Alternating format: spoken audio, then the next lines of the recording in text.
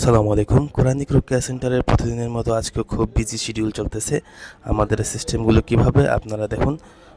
প্রতিদিনের মতো আজকেও অনেকজন সিরিয়ালে আসছেন এবং তারা সবাই কিন্তু আমাদের কোরআনিক রুকিয়া সেন্টারে জিন জাদু এবং বদনজরের প্রবলেমের জন্য আসছেন। আপনারা কীভাবে আসবেন কোরআনিক রুকিয়া সেন্টারে? যারা মূলত অনলাইনে আমাদের সেবা নেন সেটা তো অনলাইনে নিচ্ছেন, কিন্তু যারা আমাদের চেম্বারে আসবেন তারা লিফটের 6 সুরমা টাওয়ারের 7তলা ভিআইপি রোড, তালতলা, সিলেট। এটা হচ্ছে বন্দরের পাশে তালতলা সুরমা টাওয়ার।